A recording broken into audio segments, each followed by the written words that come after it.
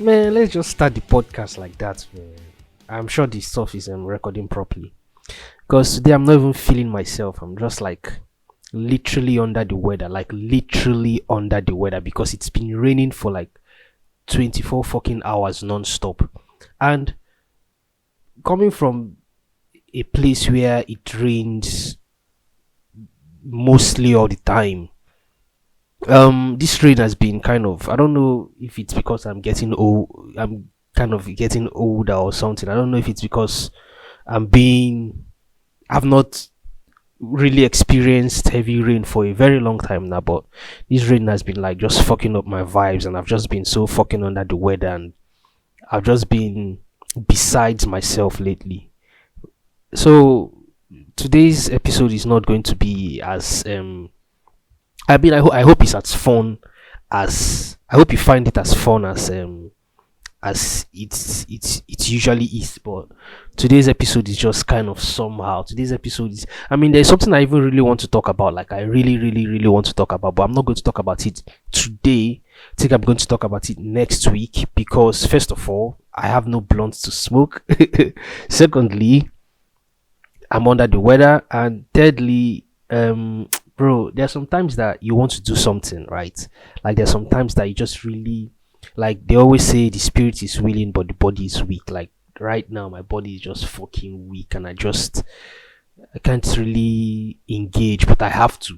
Like I really have to because if I don't, then I'm going to like I've been on a streak where I have been apparently there's something in the podcast world where you you like it's kind of a sin to miss an episode or to miss a schedule. And even though I am not the most on time or up to date person, I don't know the word to use. Even though I'm not the most um abrupt or like as in what's the word to use now? Even though I'm not the kind of person that always shows up on time, most of the as in I know I show up on time most of the times, but I mean I'm not a machine. I'm not like a fucking clock. So even though I am not that usually on time, I've forgotten where I'm going with this, but what I'm trying to say is that sometimes I'm not really as enthusiastic about something. Like I get bored easily. I've said this before. I get bored. I get so bored easily, and sometimes I do something that, like, when I'm engaged in something that I find um really fun and critical, or should I say really fun. I don't know. See, I'm not like, as you can tell, I'm not there today. Like I'm not myself today. So, but what I'm trying to say is that sometimes when I find myself doing something new or um unusual or like, and I find it fun at first, I get bored easily. Like when I, bro, what am I even saying, man? Let me just stop this thing today. But do I have to? I mean, I can press the stop button right now, but that will just be me. That will just be solidifying the fact that I'm being a pussy, and I don't like being a pussy. Like I am the most critical of myself, so I self deprecate. What's the word? Self deprecate. Self fucking what? Ah, man, I don't know if this is a good way to continue this episode, or maybe I should just press the stop button and then like restart the whole thing. But maybe I should keep going. I've been going for about 4 minutes now, almost 5 minutes. But I don't know if it would be a good idea if I just stopped and then restarted the entire thing because I don't think that people would be okay with me whining and complaining. But I'm sure everybody can relate to what I'm saying, though. Like I'm sure most of us, if not all of us, can relate to the fact that sometimes you don't feel like doing something, but you just have to force yourself. You just have to like compel yourself. You just have to like um bully yourself to do it, because at the end of the day, it, when you're done, when you've like struggled and when you've like forced yourself to do it and you're done with it and you're through with it, you can look back and like just like be happy with yourself that, oh, even though this thing was so difficult for me to do, even though I was not feeling it, even though I didn't feel like doing it at the time, I ended up doing it, and that's something to be proud of. Things like, let me say, exercise or like work or school work or something that you really have to do as adults, but you can't. But then you end up doing it, and then you just feel this pride in yourself. So yeah, that's how I'm feeling right now. Even though, like, this is not even the only, time that I feel that I get this kind of feeling. Like, it happens to me when I'm engaged with other things or engaged in other things. But right now, it's the making of this episode. It's the making of this. It's the pushing out of this content that is giving me this wahala, this current wahala right now. But it's not like it's not like anybody's listening to this anyway. So who cares? I just have to do it. I just have to do it to prove to myself that I am the master of myself. I am in control of myself, and I am self-disciplined. And what's the other thing? Like, their self-discipline and something else, they have to go hand in hand, because you cannot have one without the other. It's self-discipline and yeah, I mean, it's discipline and self-control. Sorry, I was just like mixing them up. So you cannot have discipline without self-control, and you cannot have self-control without discipline. It's something that we have to cultivate, not naturally but consciously. Like, I always say this, like, I don't know why most of the things I say always round up to this, or always come back to this: the fact that we have to be self-conscious and deliberate and like disciplined with ourselves. Like, you have to, that we humans are, we are slackers. We are naturally slackers. We always want the easy way out. We always want the easiest means. Like, there's a saying that the world, I don't even know if it's a saying, that the world as we know it was changed by lazy people. Like, if you give a lazy person a task, right? And I don't like saying right. I want to try my best to stop saying right. I don't know why I always say it. But if you give a lazy person a task, they will always look for the easiest way to like get it done, even if in the grand scheme of things, what they think is the easiest way to get that stuff done is actually really complex and difficult to do. But a lazy person will like look for the easiest way to do something, to get it done as easy and as quickly as possible, so they can just go back to like chilling and doing whatever it is lazy people do. So yeah, the world was changed by lazy people. So brilliant lazy people, I have to add, the world was changed by brilliant lazy people. So lazy, back in, as in, for as long as possible, for as long as we can remember, there are so many things that used to be absolutely difficult for humans to do, and in all aspect of things in all aspect of life were really quite difficult for humans to do. Like, I was watching a video today about this guy that was trying to see if he can adopt farming as a hobby. And it was quite an interesting video, because he ended up, he actually got it somewhat right, and but it had me thinking, right there. I said it again. And also, I'm sorry about the noise. My housemates are in the sitting room watching soccer, which I don't like. Not that I don't like the fact that they're watching soccer, it's just that I'm not really interested. Like I've said a million times, I'm not really interested in soccer. But back to what I was saying. This guy was he tried farming as a hobby, and he had this garden in his backyard where and also the soil in his backyard was just clay, so it was not like it wasn't good for farming. So he had to like incorporate compost and like make the whole thing, and like prepare his entire backyard and turn it into a garden, so he can like plant stuff. So he ended up planting onions and carrots and tomatoes and cucumbers and what else. But it's well, from what I got out of the video is that um we don't necessarily really have to think about where our food comes from, because we just go to the grocery store and then we just like buy whatever it is we want to buy without really. I don't think I don't think any of us or most of us like really give it a thought, unless you're closer to that unless you're someone that is closer to that way of life. Like, let's say unless you're someone that has some kind of um connection to or with farming, right? So but generally I don't think that most of us kind of like give farming a thought or give it a second, where most of our food comes from. We just go to the grocery store, we buy whatever it is we want to buy, we come home, we cook them, and that's it. But the process and the effort that goes into farming, right, it's kind of tedious and tiring and laborious and just so fucking difficult. And when I was watching this guy's video, I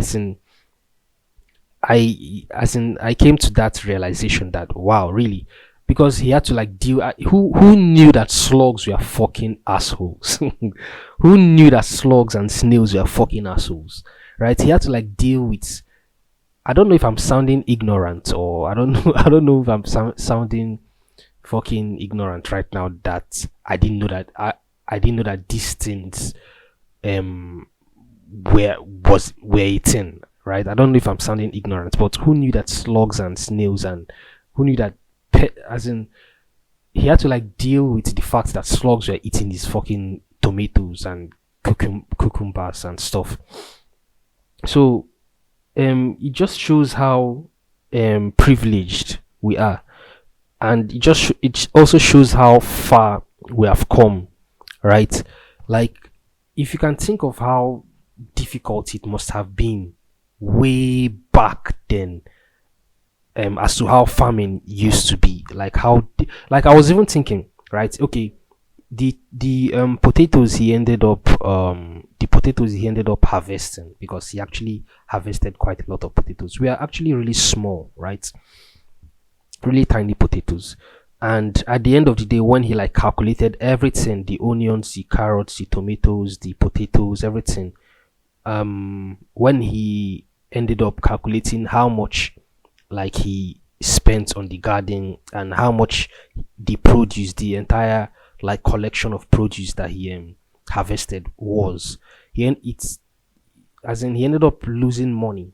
So it would have been better for him to just like go to the groceries and buy whatever it is he wanted to buy, than to like spend, because it took him like almost an entire year to almost an entire year to like be able to produce all of that stuff that he produced. So um you just imagine how difficult it must have been for people way back then, or the earliest farmers, or like during the advent of agriculture, like the earliest farmers and hunter gatherers and stuff. Just imagine how difficult it must have been for them, and then compare it to where we are today, and just imagine how privileged. Just be thankful for how privileged and lucky we are that we don't have to like go out and like hunt for food and fucking do the work, as in plant seeds after it and fight fucking slugs and snails and fucking pests and locusts and stuff, and just just have it easy in life, right? Just have it easy, just to have it easy in life. Just imagine how, just be thankful for how easy it is for us to be living the lives that we're living right now. Like, just imagine how, not even only when it comes to food, like in every other thing, in every other, can, like sometimes when, like for example, now it's raining it's raining stupidly, right? And everywhere is cold as fuck. Everywhere is fucking cold and damp, and the energy level is just like low and everybody is just indoors and covered up, even though it's, I mean, we're all covered up, right? And everybody's just chilling on their PC, watching Netflix, playing video games, or reading a book or something, or sleeping or whatever. And we have created all these uh, amenities and privileges for ourselves. But as look at this kind of rain that is falling right now, and then try to think back to how it used to be thousands of years ago, when humans were still living in caves, and humans were not, even before they were even living in caves, like when humans were still like, okay, well, I mean, obviously you have to like find shelter somehow. So yeah, caves, humans have always lived in caves. So back to when they used to live in caves, or should I say before they even before humans even discovered fire, think, or before humans even figured out that you can use the skin or the wool of dead animals to like protect yourself and shield yourself and warm yourself. Like, imagine how fucking difficult it must have been, and how just hellish life would have been back then. And it's just fucked up, man. It's messed up. And just imagine how it would be. I mean, it would have been hell, like I just said. It would have been absolutely hell. Because, right, okay, another thing I was going to say is, yeah, it's raining, right? It's raining right now, and they are usually street dogs.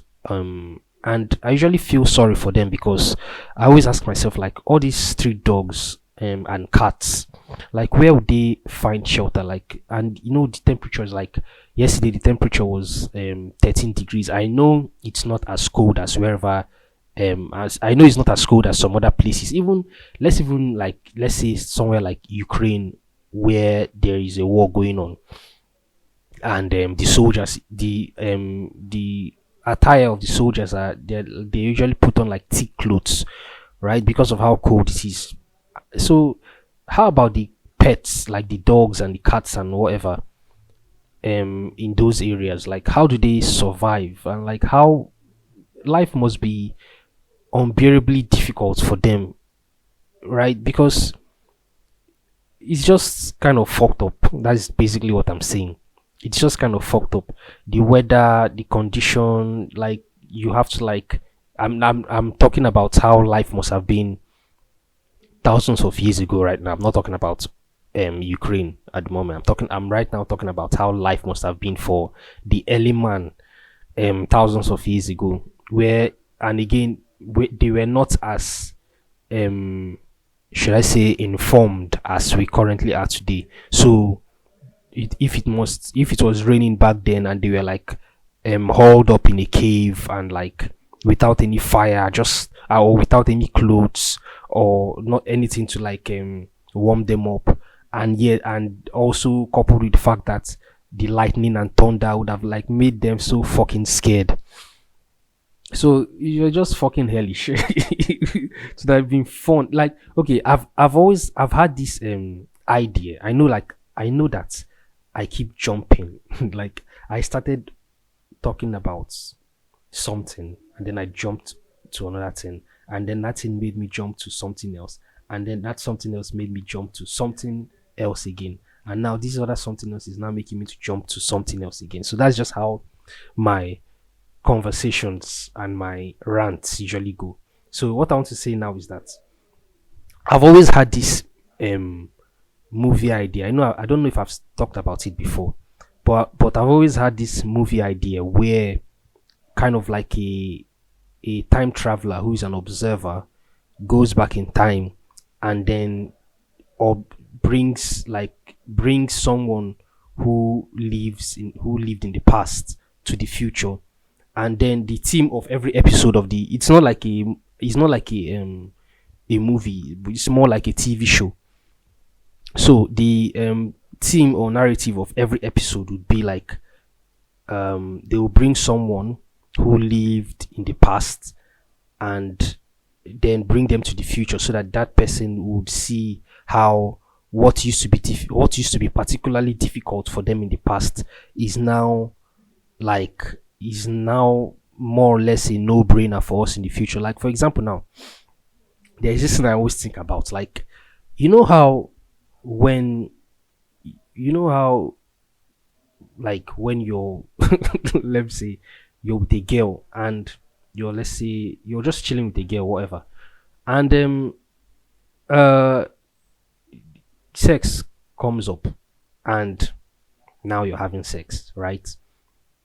Um Obviously the girl wouldn't be dirty for the most part. She won't be dirty, and you also won't be dirty. If I don't know if I'm talking to a guy or a girl, whoever is listening. When you're having sex with someone, whatever. Why am I being specific? What when you're having sex with somebody, right? Obviously, the idea there is that it has to be clean so that you don't have any diseases. But think of how it must have been hundreds of years ago.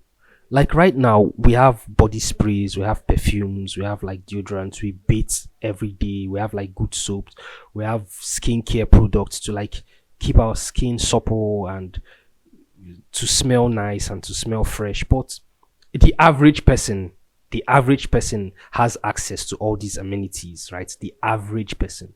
But back then, the average person was a fucking peasant and they rarely bathed and they rarely fucking like they they didn't even have they made their own clothes. Like right now you can go out, you can buy your own clothes. You don't need to like sit down and unless you're like a tailor or something.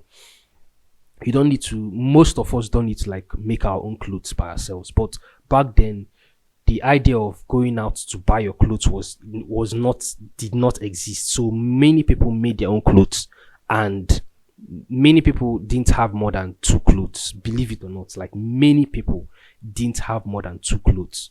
So so the fact that they didn't have access to bathing water or deodorant or body spray or like skincare products would have made them stink. Shit. What the fuck? Would have made the average person back in antiquity ooze, not even stink, ooze. So um just imagine I don't just how then was sex appealing? Like for example now when you're eating someone out, right? Which is I don't know if it's something that we I don't know if it's a fairly new practice that humans have come to find enjoyable. I don't know if they used to do it back then because I mean fuck the pussy must have smelled horrible. And also another thing again is how did women back then how did women back then go about? I don't know if I don't know if it's researchable, but I don't want to research it. I don't want to research it now. I don't want to like look it up right now. I just want to like ask the question and then try to figure it out on my own um as to how it used to as to how it worked back then. So the question I'm trying to ask is how did women back then deal with you know monthly period and stuff? Like what did they use to like hold everything intact and what did they use to like take care of themselves? I'm sure there must have been, I mean we humans are innovative bastards, so I'm sure there must have been some kind of old ass way that humans, or should I say women, would have figured out to help themselves and well help themselves basically. So but question is how we could look it up. Okay, let me see. Let's try looking it up. All right, so let me see how what did women use for their periods. Okay, so before the disposable pad was invented, most women used rags. Really? Cut rags? Holy shit. Okay, most women used rags, cotton, or sheep's wool in their underwear to stem the flow of menstrual blood. Knitted pads, rabbit fur, even grass were all used by women to handle their periods. Wow, that's crazy. Even grass. Okay, wait. What did girls do for their periods in the 1700s? The age-old question remains: how did women of the time cope with their monthly periods without the use of tampons or sanitary napkins? The most common form of sanitary item was the use of rags. I mean, obviously, that's a thinking of it right now. That's a no-brainer. So yeah, turns out even grass. What kind of grass though? I don't know. What kind of grass is able to absorb thick blood? I don't know. So turns out that's what women used back then to like curtail the flow of blood. So this is what I'm trying to say. Um, things. Imagine bringing like somebody from the past to the future, and like a woman from the past, like a woman that, like a peasant, like the most peasant of the most peasant, that barely had anything to like survive on, and then bringing them to the future, and then her seeing how fucking crazy the future is. I mean, you have to like show her the good parts, obviously, because the future is not all rosy. So like her just seeing the fact that we people are clean, like people are clean. There is enough water. Like you can use drinking water to flush your toilet. Like you even have toilets. Do you know that back then, right?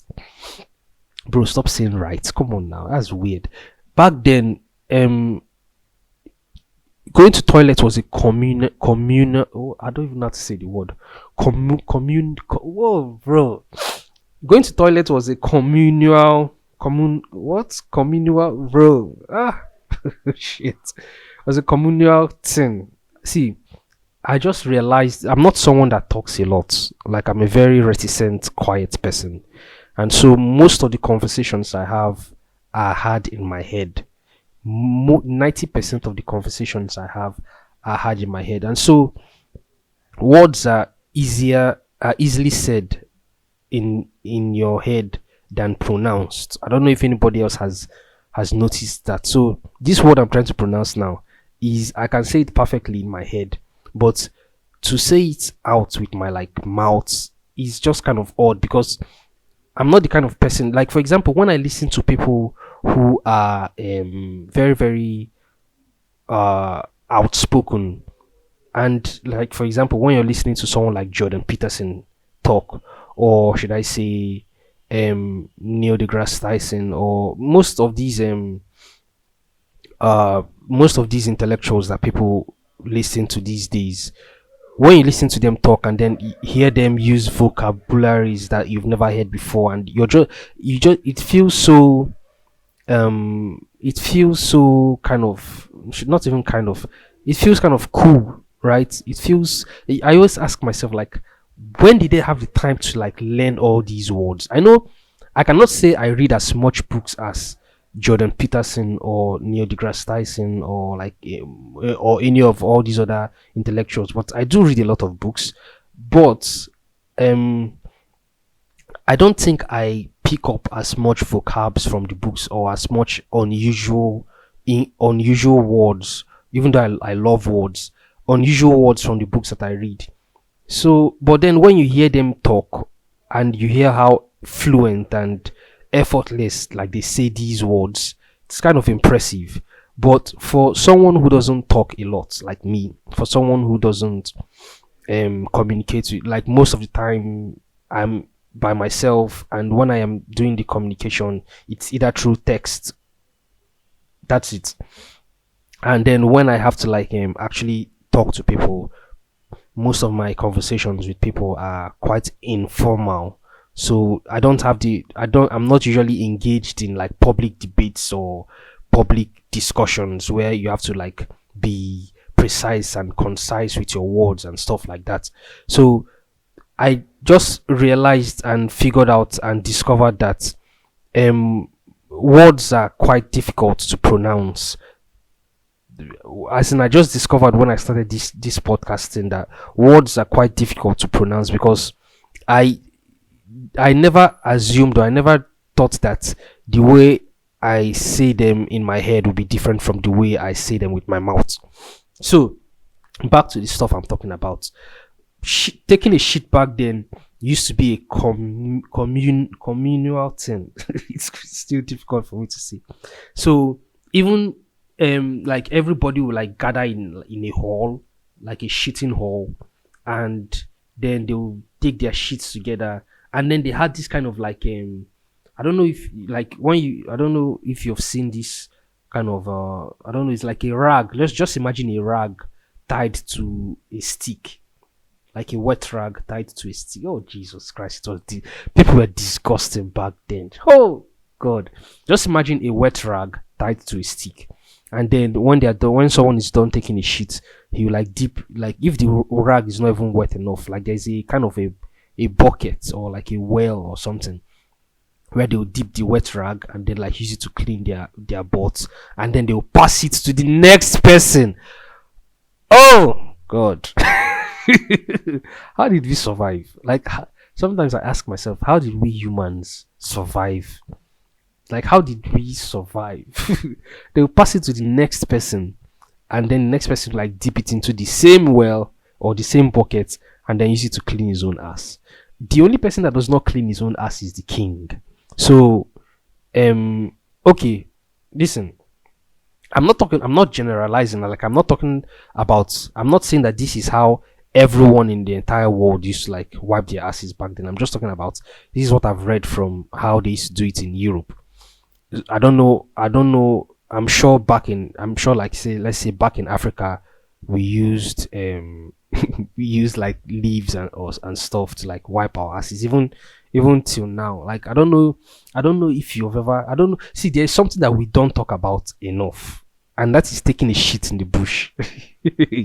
There's something that most people will never experience. I know how it feels. I know, like I'm not even a wealthy person, but I know how it feels like taking a shit and then a bidet, an automatic bidet, like washing your ass for you and drying you up. I know how that feels like, but most wealthy people will never know what it feels like to like take a shit in the bush, like the breeze touching your ass and you're just taking a shit and then you're just done. Like most people will never, I don't know if I'm being weird right now, but most people will never know what that feels like. So um I don't know, maybe back in Africa they used to like take shits in the bush and in the open areas, something we still do today. Me personally, when I have it, when there is no other option for me.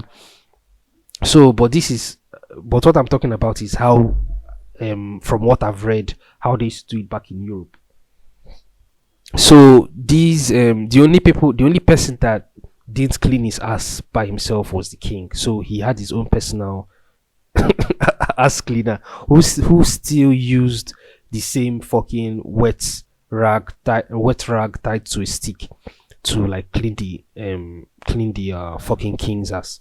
And it was a, believe it or not, it was a good job. Like you being the person that wipes the king's ass was a fucking good job, because I mean you would be the person that the king would trust enough to like not only open his ass for, but to stand behind him. And back then, standing behind a king meant two things: either someone he could trust or someone that was ready to backstab him.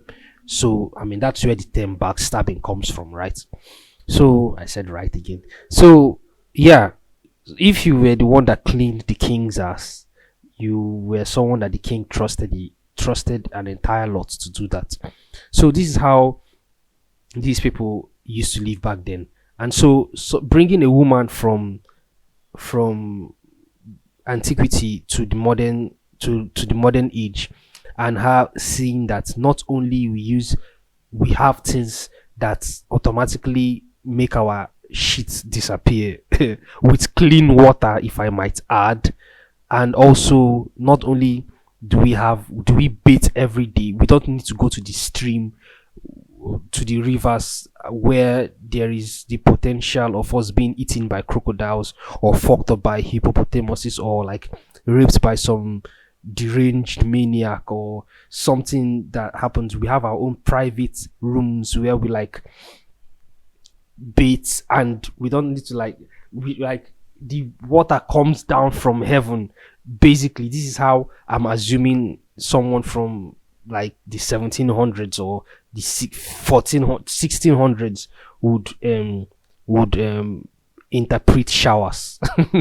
So water comes down from heaven and washes you, and then when you're like a woman on your period, like you have these things called pads that you wear, and from what I've heard, um I don't know, they are quite comfortable, I guess.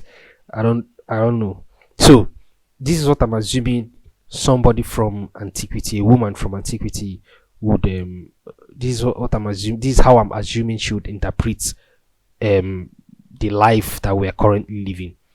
So what the let's say, okay, yeah, and then you like take her back to her you take her back to her time, and she she she's now like the crazy lady who is talking about people that ride on horseless chariots and bathe in rooms where water comes down from heaven. Like they cannot even conceptualize it. They cannot even like they won't even be able to understand her. And sadly they will burn her at the stake because because she's obviously a witch. So life back then must have been fucking terrible, because how did they eat pussy? I don't think they ate pussy. No. Mm-mm. No, I don't think they ate pussy back then, because it would just no. Even the royalties, they are okay. They didn't have like they didn't have like rooms like private toilets like we do today.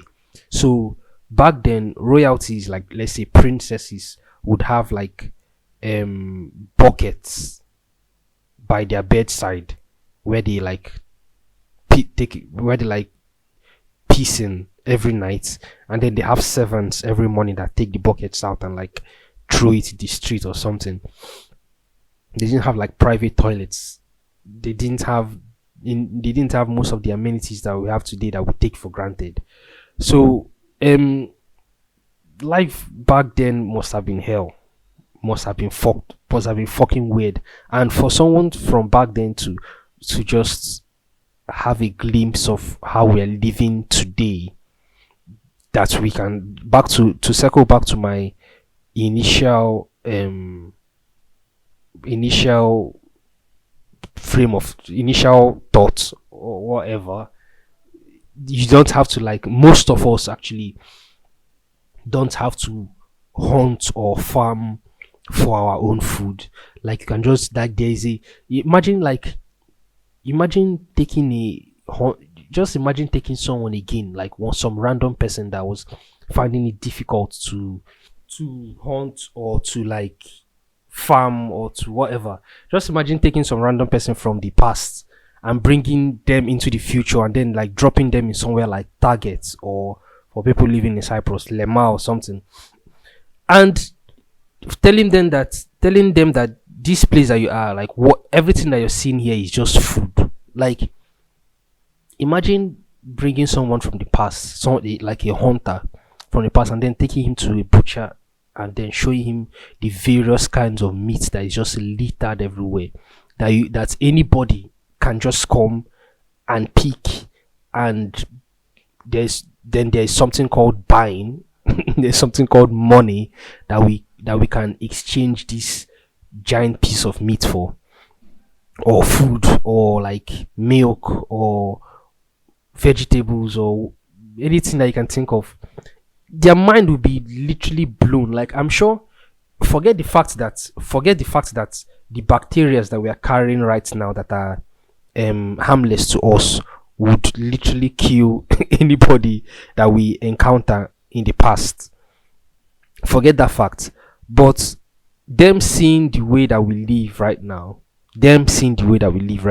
would quite literally blow their minds. I don't know if you've seen this video where there is this African kid, whatever, teenager, that he was according from the caption of the video, he was apparently having chocolate for the first time, like this should I say village child. I don't know, kid. And then apparently he was having chocolate for the first time in his life. Imagine giving someone from the past chocolates. Imagine giving a king. Oh, bro. Yeah, I just figured it out now. Imagine, do you know that most of us live better than kings? Like, for example, let's say someone like Mansa Musa now, like the richest person that has ever lived. Forget that. Forget, forget Bill Gates. Forget Elon Musk. Forget Jeff Bezos. This guy is like richer, still richer than any of these people I just called now. The richest person that has ever existed in the history of humanity, Mansa Musa.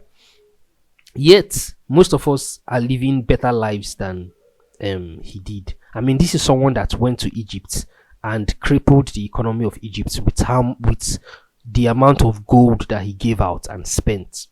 But yet, most of us are living better lives than him right now. Like, we have soft beds, we don't need to like ride on camels, we like have fast cars that we can drive in, we have shelter with electricity and air conditioning, we have clean water, we have medicine, we have like food, accessible food and stuff. Like, most of us are living better lives than kings back then lived. So shit, I don't even know what I'm going to call this episode, but I'll figure it out later.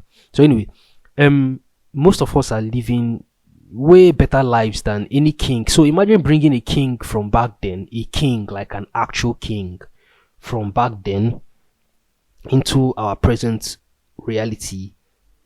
Like, let's say, and then telling him that, and then showing him cars, right? Showing him that this is what we transport ourselves in. And then he asks the question, how about the horses, how about the camels and stuff? And I'm like, nah, bro, we don't make use of those things again. They are more or less what's the word, they are more or less what's the fucking word now, shit, they are more or less used for leisure. Like, go to the parks to ride horses and fucking camels and stuff. So, and then he asks, okay, how about you know how back then there are people, the kings or like royalties who like cocoon themselves in tents, and then those tents will be carried by slaves. So then he asks the question like, where are, I don't know what those kind of tents were called. And then we tell him that those things don't exist anymore, and his mind is blown when, like, when you put him in something like a Rolls Royce or like or like an S class or a Maybach or something. You put a king in a fucking Rolls Royce Phantom, and just for him to feel what it's like. I feel like the this TV show I'm talking about, right? Stop saying right now. What is your problem? This TV show I'm talking about, it will always end one way. Like, when they go back to their own timeline, when they go back to their own timeline, right? Fucking right. When they go back to their own timeline and then start telling people about what it is that they witnessed and they experienced, everybody is going to think that they've gone mad, and they're going to end up calling them a witch. No matter, regardless, if you're a king, they're going to say you've gone crazy, and then like maybe you'll be dethroned or something and burnt. Like, the whole premise of this TV show is that at the end of every episode, they're either going to be tagged crazy or burnt at the stake. So so imagine a king telling people that he went to a place where they didn't ride horses, they rode in like these metal boxes that went so fast that they could cover miles in minutes. Like, his subjects and the people in his court would be like, what the fuck is this nigga talking about? Like, let's kill this guy. This guy's gone mad. So now this is another one again. Imagine bringing like a general, like a military general from the past, and then bringing him to the present to witness how war has changed. Now, this is my own opinion. right? This is my own opinion. I feel like I know that war is horrible. Like I've seen footages of World War Two shit, and I've seen footages of the war in Iraq and Afghanistan. Like I always enjoy all those footages. Not that I enjoy them for pleasure's sake. I just find them intriguing and fascinating, and just like I just want to understand what war feels like. And and I've seen obviously footages. Like for example, a few days ago, I was watching some drone footage of the war of the war in Ukraine, and so like these two Russian soldiers, they were in a trench, and they were just like probably sleeping or something. Then it was a drone footage, but the drone footage was more of a more of a more of an ISR kind of footage. Like I'm sure for those of you that don't know what ISR means, it means intelligence, surveillance, and reconnaissance. Like imagine all those drone footages that like the footage is in like what's it called, night vision, or like what's it called, infrared, right? Black and white, where like the white is like the heat coming out from your body. You understand what I mean? I don't know if you understand me, but that's what I'm trying to say. So like that's how the format of the footage was like. So all of a sudden, like this RPG comes and like hits this Russian soldier, and literally turns him into minced meat. I don't even know why I'm laughing. That's fucked up, man. Like literally turns this person that must have been a father or a brother or an uncle or a son, literally turns this guy into shredded meat, like shredded meat. And then the second RPG that hits the second guy hit him, didn't really get him, just like touched him, but like the shrapnel, and like it just fucked them up. So war is horrible. I understand that. I understand that we have these weapons now that we can use to like kill someone miles away from us. So yeah, I've seen all these footages. So now, but back then they used swords. They used, even before swords, they used like clubs and stones and stuff, and it was, in my opinion, a lot more brutal.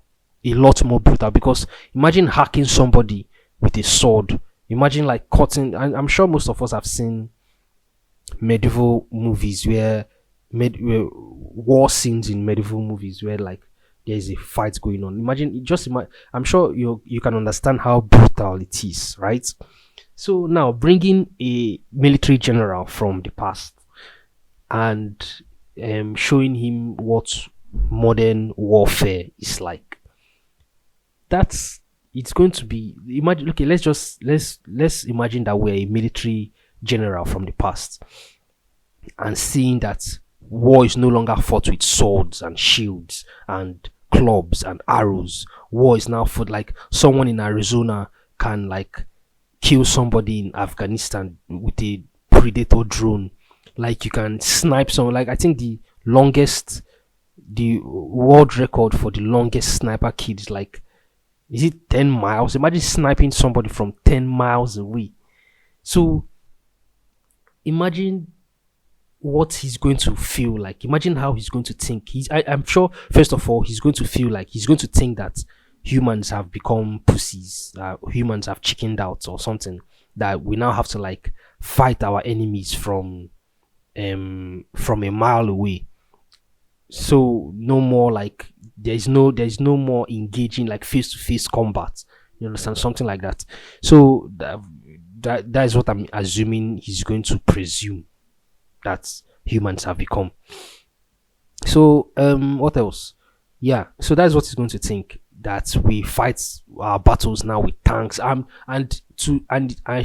feel like it's going to get to a point where he's going to get impressed, because back then, to besiege a, let's say, a town or a city, like there is this here in Famagusta, there is this old city, like old Famagusta, and there's a moat around it. Like I don't know if you know what a moat is like. It's like a castle, right? Like old Famagusta is like a castle, and then there's a big giant hole around the castle, and back then that hole used to be filled with water, so that it would be difficult for invading forces to like enter into, to swim past the water and then enter into the castle, the city, whatever.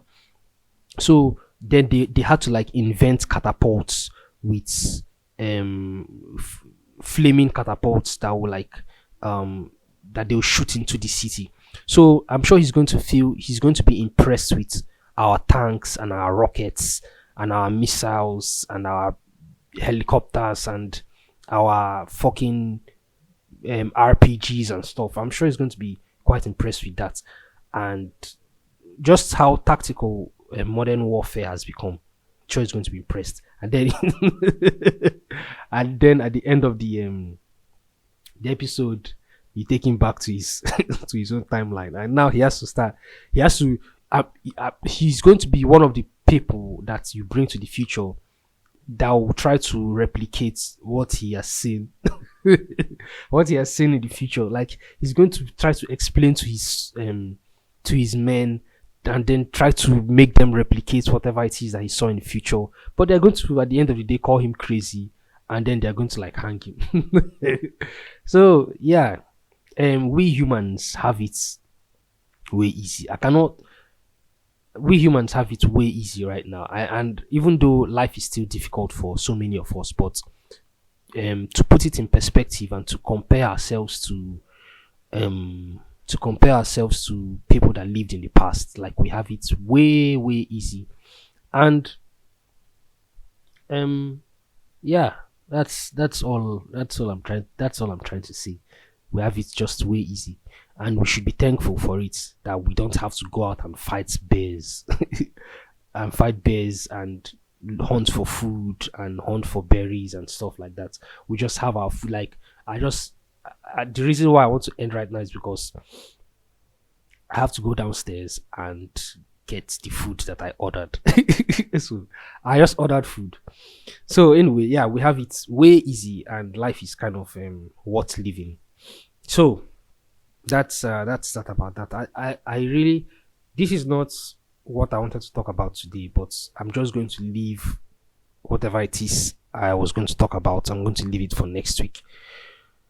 Right, today I just had to do it. I just had to force myself to do this episode, and I'm glad, like, I am almost an hour into it, and I've said some of the weird, odd things that I usually that are stuffed in my head. Yeah, that's all I think I had. That's all I think I can say for now. I have to go now, and don't forget to follow me on. Don't forget to follow me on my socials. My socials. I have only one social that I'm actually frequent on. So, and that's Twitter. So don't forget to follow me on Twitter at General Prime 1. The link would be in the description, and I'll talk to you guys. Oh, I didn't even fucking introduce. I hope you enjoyed your potentially favorite Nigerian podcast. Bear with me, your host General Prime, and I'll talk to you guys next week. Ciao. All right, bye everybody.